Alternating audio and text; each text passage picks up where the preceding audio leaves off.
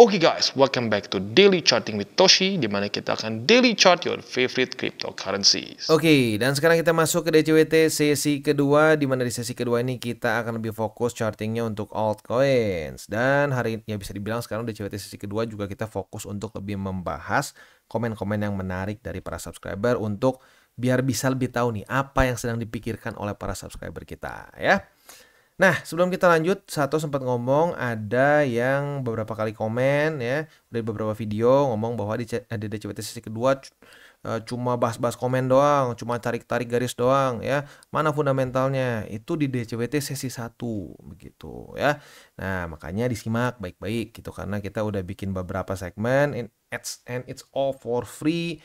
Ya, sekali lagi tolong disimak dengan baik-baik begitu ya. Walaupun kalau kata satu cuma satu orang aja sih, satu atau berapa tadi ya. Pokoknya ya beberapa kali antara satu atau dua orang lah ya, nggak banyak lah. In general orang semua udah kebayang karena mungkin udah sering banget nonton jadi udah hafal lah ya. Oke, langsung aja kita masuk ke charting ya. Untuk Bitcoin kita bisa di sini kondisinya itu nggak terlalu beda jauh dibandingkan dengan dari pagi.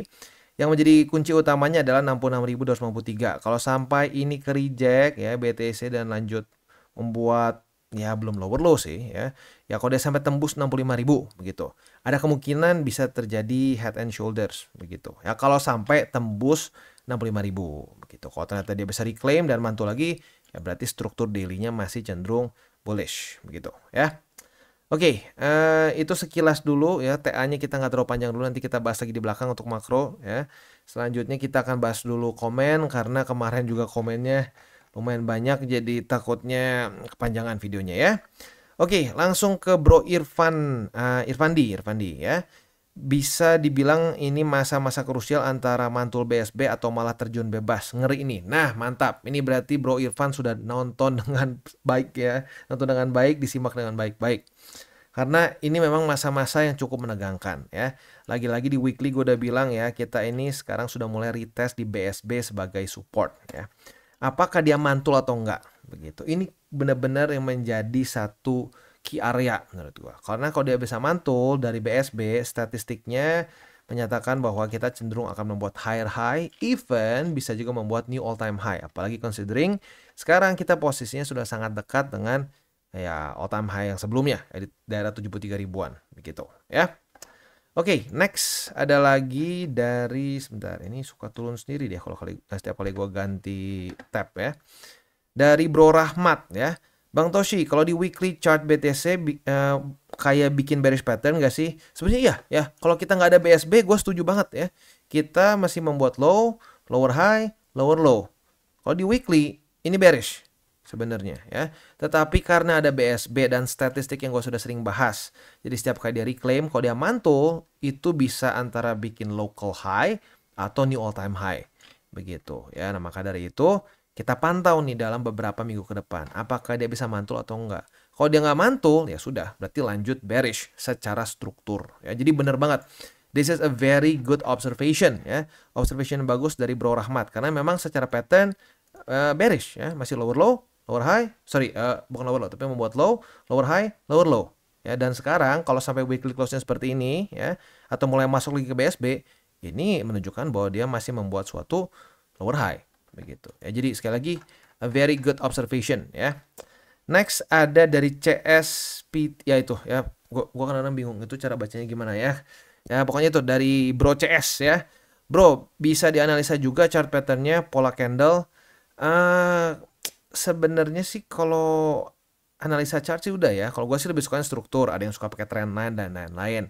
Kalau pola candle ya kalau dia ada yang cukup signifikan gue bahas lah gitu. Kayak contohnya kemarin-kemarin sempat gue bahas dia membuat suatu spinning top begitu. Nah spinning top itu menunjukkan kebingungan di market. Tapi lagi-lagi kalau menurut gue yang paling penting instead of bentuk candle gitu ya. Ya pola-pola tertentu gitu ya. Lebih baik kita lihat struktur aja sih. Dia kebentuk struktur apa.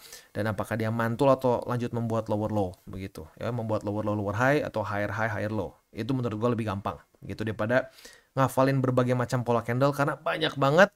Dan menurut gue ujung-ujungnya lebih ya at least dalam pengalaman gue dari 2016 gue ngerasa lebih efektif kita ngeliatin struktur ya, struktur terdekat gitu. Dan bahkan struktur yang sebelum-sebelumnya pun kalau udah kelamaan gue perhatiin mulai nggak terlalu ngefek karena recency bias. Jadi makanya kadang-kadang gue suka hapusin support-support yang udah kelamaan gitu ya. Next dari Motivation 0002 ya. Bang Toshi mau tanya Bang, apa saja yang terjadi jika koin terakhir BTC sudah ditambang sudah ke 21 juta koin? Nah, satu, sebenarnya ini kita nggak perlu pikirin karena kita semua udah keburu mati pasti ya. Karena by the time ini semua ketambang itu udah sekitar 2110-an something lah, gue lupa ya. Jadi kecuali kita tiba-tiba ketemu serum ekstra panjang umur, sebenarnya udah nggak perlu kita pikirin. Tetapi ya, kalau sampai ini sudah ke mining semua, itu in theory mining fee itu sudah bisa menutupi dari block reward begitu. Sekarang kan masih yang paling besar, yang paling profitable adalah miners itu mining dan dapat block reward kan. Tapi banyak orang yang nggak sadar sebenarnya mereka pun dapat mining fee ya, atau lebih tepatnya bukan mining fee sih, lebih tepatnya adalah validation fee. Sama seperti proof of stake memvalidasi transaksi. Nah, itu kan dapat fee tuh ya. Nah, tapi kalau di proof of stake langsung gedenya hadiahnya dari situ ya. Kalau di Bitcoin itu masih lebih kerasa di block reward karena ya kita belum belum terlalu banyak halving gitu. Kita halving baru terjadi 4 kali ya. Sorry, 4 atau 5 ya? Coba gue cek. Sorry, takut salah ya. Kita itu halving sudah terjadi, udah keempat kali ya terjadi halving. Nanti mungkin kalau udah ke berapa puluh, berapa ratus mungkin ya, by that time ya, in theory mining, bukan mining fee, tapi fee dari transaction itu sudah bisa memberikan insentif yang cukup untuk para miner tetap melakukan validasi, begitu ya. Next dari Bro Muhammad Farukala, ini salah satu subscriber kita yang sering komen ya. Smart Money borong BTC sudah hampir 1 juta koin BTC. Lantas bagaimana Bang Toshi kalau suatu saat mereka membuang Bitcoin di market exchange? Apakah ini bisa jadi bumerang? Para institusi licik membeli Bitcoin secara off exchange dan bisa saja membuang Bitcoin di exchange suatu saat nanti kalau ekonomi sudah tidak stabil. Kalau menurut gua gini sih ya. Kalau menurut gua ya memang susah untuk dikendalikan sih. Itu memang ya karena kita itu bisa dibilang untuk kripto ini tidak ada regulasi spesifik untuk untuk bisa tidak melakukan itu gitu. Karena lagi-lagi ya kripto ini bisa dibilang bukan saham, bukan ya komoditas ya, kayak lu lihat sendiri, komoditas bisa naik turunnya ekstrim karena memang dia komoditi itu, bukan saham, bukan apa yang regulasinya berbeda begitu ya. Dan bener nggak nih kalau misalkan tiba-tiba mereka buang di exchange, ini bisa jadi bumerang? Bener, bisa ya. Nah, tetapi para institusi ini kemungkinan besar untuk bisa mencairkan dana mereka itu butuh liquidity. Nah, itu yang sering kali terjadi adalah apa? Mereka seringkali membuat suatu narasi-narasi bahwa Bitcoin itu akan ke angka yang wah nggak make sense. Jadi orang-orang yang FOMO semua masuk. Nah, waktu mereka masuk, guess itu BTC siapa yang dibeli? BTC yang dibeli adalah BTC dari para disebutnya institusi begitu, karena mereka saking besarnya BTC yang mereka punya. Kalau mereka kesannya ya, kalau kita gitu ya cuma kesannya retail receh lah gitu ya, kita jual berapapun BTC punya kita gampang kemakan market. Tapi kebayang institusi punya jangan jutaan lah, nggak mungkin dia jual langsung boom 1 juta. Misalkan dia jual puluhan, ratusan ribu BTC, nah itu butuh liquidity yang besar. Nah, biar orang semua pada mau beli, gimana caranya? Ya, retail harus kena FOMO. Retail kena FOMO, mereka beli pucuk, ya sudah, tamat. Nah, itu yang terjadi berkali-kali. Tapi sebelumnya mungkin terjadinya itu antara whales dengan retail. Nah, kali ini akan ada institusi. Apakah akan berbeda? We'll see. Ya, tapi this is nothing new. Ya, dari cycle ke cycle memang akan seperti itu. Para whales akan cenderung TP, di mana para retail FOMO akan menjadi liquidity. Nah, itu yang sering kali gue sebut sebagai the pig that gets slaughtered, ya, babi yang akhirnya disembelih. Begitu, mungkin ya itu kalau di Amerika babi ya, kalau di sini mungkin sapi lah ya, sapi yang disembelih. Nah, pertanyaannya, kita mau jadi siapa? Mau jadi sapinya atau mau jadi ikutan profit? Begitu. Nah, ya kalau lo pengen ikutan profit, ya lo beli saat there's blood in the streets gitu, saat orang-orang semua lagi ngebacotin BTC di 2022. Nah, di situ belinya. Statistiknya sudah terulang-ulang begitu, EMA 200 weekly minus 30% dari EMA 200 weekly dan seterusnya. Tapi di masa-masa itu lu akan dibilang orang goblok. Percaya sama gua, karena gua sendiri digoblok-goblokin. Wah, ngapain beli Bitcoin? Hah, lu masih invest kripto, bukannya lagi minus ya? Nah, sekarang orang yang sama bertanya, "Oh, bro, lu kemarin beli BTC kok bisa rendah gitu ya?" Ya iya, karena tahu statistiknya, dipelajari dengan baik gitu ya. Good question. This is a very good question ya. Selanjutnya ada dari Bro Heru Azi ya. Gue mau nanya bang, kenapa lu nggak coba live aja biar bisa lebih ada interaksi? Nah gini, live itu kalau gue perhatiin selalu ada, ya pengen ada tanya jawab langsung gitu kan. Nah jujur, gue dengan seperti itu akan cenderung buyar ya konsentrasi gue. Jadi kalau gue membawakan satu materi, ada komen-komen yang gue bisa baca, udah dah itu gue bakal pecah ya. Gue nggak terlalu bisa multitask seperti itu ya. Jadi gue lebih suka ya gue bikin dulu materinya, dan kadang-kadang ada beberapa hal yang harus gue cut juga gitu karena kepanjangan, atau kadang-kadang satu bilang janganlah nanti terlalu pusing materinya kalau kayak gitu ya. Jadi makanya gue putuskan untuk nggak live lah, lebih enakan gini gue rekam dulu jadi ada yang bisa diedit lagi oleh Sato begitu ya. Next dari ini M Zainul ya, M Zainul. Mantap Bang Toshi, share ilmu dan pemahaman salah baca, dan pemahaman yang sangat bermanfaat. Saya masih pemula, selalu aktif ngikutin TCI. Terima kasih. You're welcome ya. Thank you for the support. Selanjutnya dari Brad ya. Dari Bro Brad ya. Yang selalu gua ingat kata-kata emak. Kata-kata emak ya. Selagi BTC belum berhasil retest BSB, senario masih bearish dan perkecil DCA. Thanks Mak Toshi. Gara-gara ini channel gua masih newbie jadi punya pandangan garis besar market mau kemana. You're welcome ya. Nah jadi lagi-lagi ya, BSB ini sangat penting. Kalau dia retest dan mantul ya sudah, itu statistiknya ngomong akan cenderung membuat suatu local top, atau bahkan di masa-masa yang kayak dekat ke new all time high ya akan membuat ya lagi-lagi new all time high begitu ya. Nah jadi DCA lagi-lagi setiap orang bisa berbeda-beda, tapi kalau gue pribadi sekarang dia 50% ya. Kalau dia mantul apalagi bikin new all time high, ya sudah kita lanjut ke 100%. Tapi kalau jebol ke bawah ya sudah kita balik lagi ke plan awal kita ya. Balik lagi ke sekitar 50% kalau sampai di daerah 30 ribuan gitu. Bukan 30 ribuan tapi 40 ribuan ya. Nantilah itu untuk detailnya kita akan bahas lagi karena kita kan DCWT tiap hari begitu. Ada DCWT 1 dan 2 ya. DCWT 1 pagi, DCWT 2 sorean lah ya. Nah, jadi kalau terus-terusan ikutin DCWT pasti tahu kapan gua akan masuk DCA 50%, 75% sampai 100% begitu ya. Next dari Cindy, sis Cindy ini ya. Bang mau tanya, bisa nggak urutkan buat pemula belajar analisa begini harus dari mana dulu? Menurut pengalaman Bang Toshi aja dari awal banget. Dari awal banget menurut gua bukan TA, bukan fundamental, tapi mindset ya. Mindset yang tepat dulu. Kita harus punya mindset, jangan mikirin profit dulu, tapi mikirin dulu resiko begitu. Nah, kalau udah mikirin resiko, nah lu pasti akan mikirin portofolio lu mau dibentuknya seperti apa. Nah, kalau gua pribadi menyarankan orang-orang 70-30. 70% tuh di BTC Ethereum, 30% di alts begitu. Kalau lu lebih konservatif lagi 80-20 juga boleh ya, 80% BTC Ethereum, 20% alts begitu ya. Sisanya ya TA pelan-pelan, bisa MA struktur. Sebenarnya lu MA struktur aja udah cukup sih ya. Mau tambahin lagi RSI boleh ya. Kasih Bollinger Band lagi boleh lah ya. Tapi sebenarnya TA yang gua pakai itu TA yang simple, dan gua pengen sebisa mungkin semua orang bisa pakai begitu, karena gue juga TF-nya tuh di daily begitu. Jadi lagi-lagi orang yang punya kerjaan, orang yang nggak bisa full time trading juga bisa aman gitu, bisa trading. Jadi itu sih ya, sebenarnya lu tinggal nonton DCWT pelan-pelan pasti mudeng, menurut gua sih seperti itu kalau secara teknis. Tapi lagi-lagi step by stepnya, kalau mau dibilang nomor satunya itu bukan TA, bukan fundamental, tapi mindset ya, seperti yang gue bilang tadi di depan. Next dari Bro Ihsan ya, terima kasih mamaku, sehat selalu. You're welcome ya. Waduh, jadi emak-emak gue ya. Ebi Makceo kayaknya ya. Oh, gue jadi salah baca CEO ya.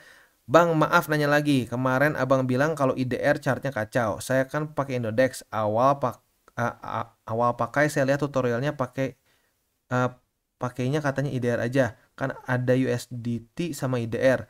Nah, kalau saya beli BTC-nya yang USDT kira-kira gimana bang? Atau harus IDR karena saya pakai rupiah? Oh gini. Kalau kayaknya gini mungkin ya. Pakai IDR kalau lu mau DCA murni, nggak lihat chart, itu nggak apa-apa. Daripada lu pusing, mendingan pakai IDR aja ya. Kalau DCA murni, jadi nggak lihat chart. Jadi misalkan gua setiap hari minggu pertama, bulan pertama, Lu setiap sebulan sekali pengen beli BTC akumulasi. Nah, udah pakai IDR aja, nggak usah pakai USDT. Itu nggak guna. Tapi kalau lu pengen charting, ya kayak di DCWT, lebih baik pakai USDT karena strukturnya itu suka berantakan kalau pakai IDR menurut gua, ya. Jauh lebih berantakan dibandingkan dengan USDT begitu. Karena IDR bukan patokan siapa-siapa kecuali orang di Indonesia aja begitu. Jadi sekali lagi ya, kalau lu pengen DCA murni, bener, mendingan pakai IDR aja, nggak usah pakai USDT mikirnya ya. Tapi kalau lu pengen melakukan DCA-nya dengan TA ya, ala DCWT, nah mendingan pakai USDT gitu ya. Next dari Nick DWP ya. Penonton setia dari 100 subs. Wow. Berarti dari 2021 ya. Wah, thank you bro. Thank you for the support ya. Next dari Kios Crypto 976. Pasukan tanpa skip iklan. Support dari Kalbar. Mantap. Ini yang ku senang dari channel Kotoshi. Tanpa ada materi tahayul seperti sebelah. Yang nggak ada ilmu sama sekali. Hanya ajakan untuk viewernya sangkut. Kalau channel ini Jos susulah refresh otak untuk cara berpikir di dunia investment kripto. Walaupun saya benar-benar awam soal kripto, hanya sebatas invest untuk long term buat anak-anak ke depan. Luar biasa ya. Ini yang bagus banget. Percaya atau enggak, orang-orang yang punya mindset long term itu yang akan lebih jauh profitable dibandingkan orang-orang yang ngerasa, wah, setiap hari gue bisa profit. Wah, pokoknya sehari profit 30-40%. Ironisnya orang-orang yang pengen profitnya nggak make sense itu akan boncos gitu. Tapi orang-orang yang punya realistic views, punya views yang long term, malah lebih profitable. Ya, jadi secara mindset really good ya. Next. Selesai. Tumben satu hari ini nggak terlalu banyak ya. Oke, berarti kita masih ada waktu lagi sedikit untuk TA ya.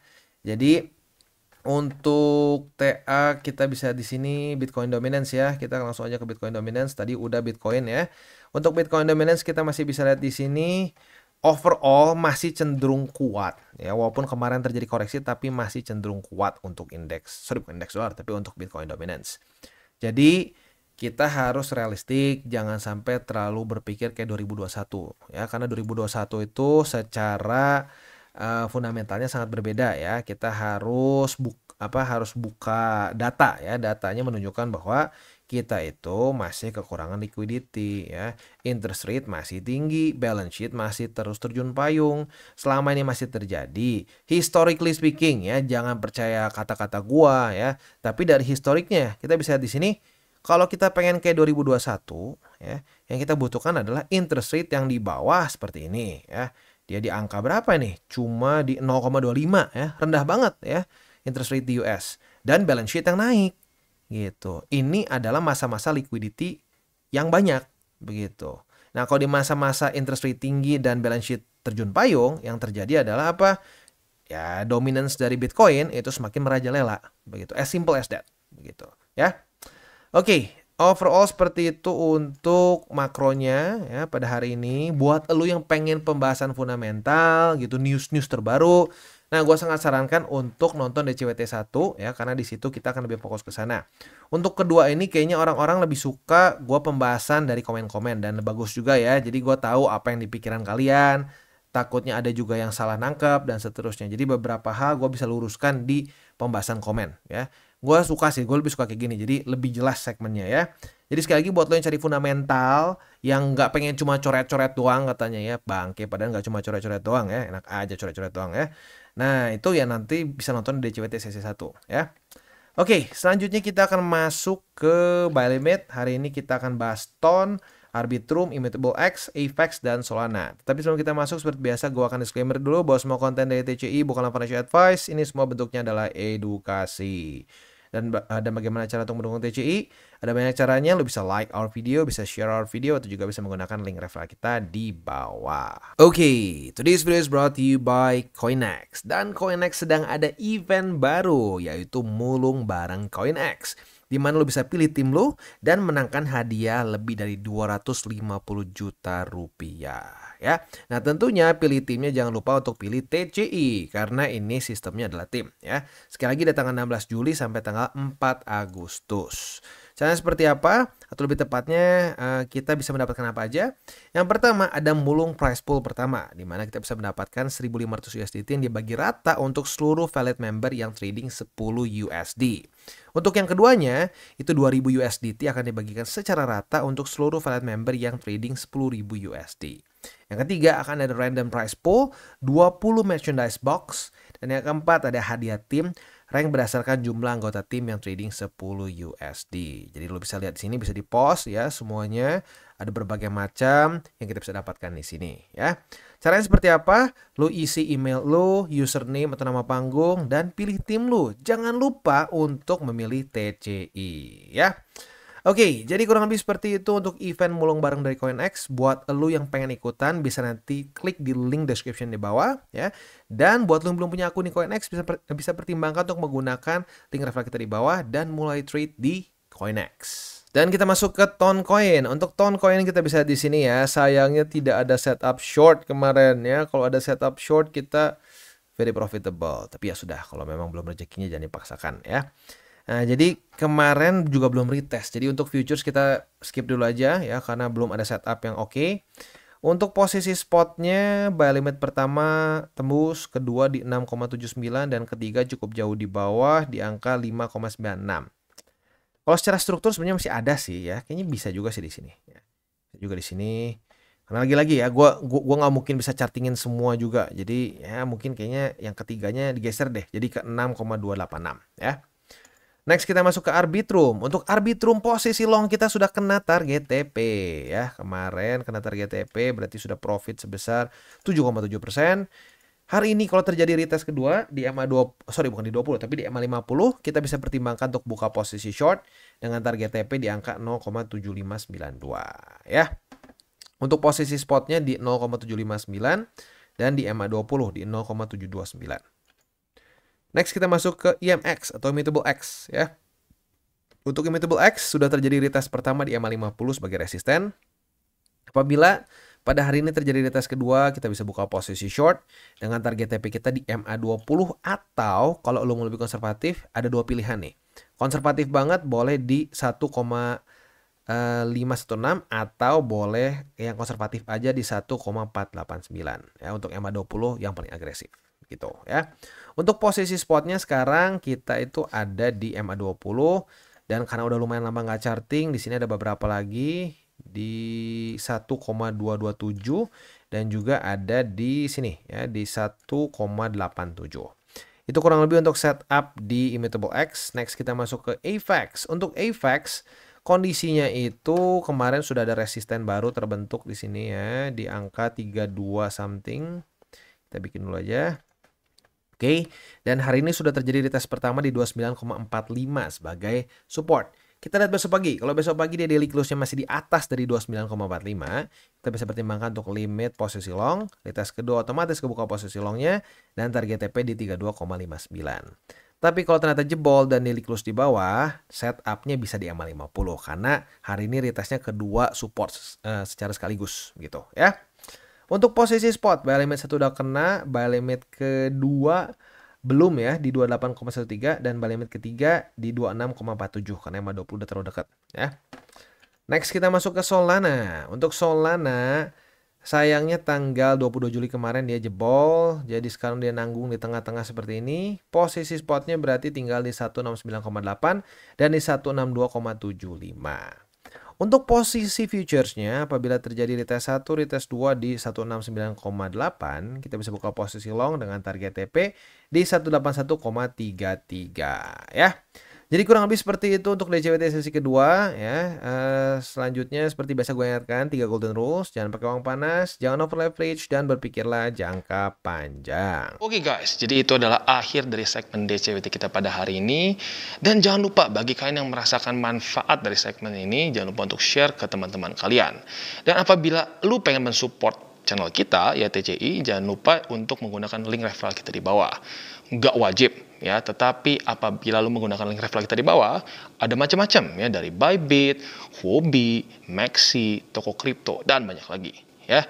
Ya, walaupun nggak wajib, tapi kalau menggunakan link referral kita, lu secara langsung membantu perkembangan dari TCI. Dan satu lagi, jangan lupa juga untuk join Telegram group kita, di mana kita bisa ngobrol-ngobrol santai mengenai dunia cryptocurrency secara dua arah. So, jangan lupa untuk like, subscribe, click the bell icon, and see you on the next video.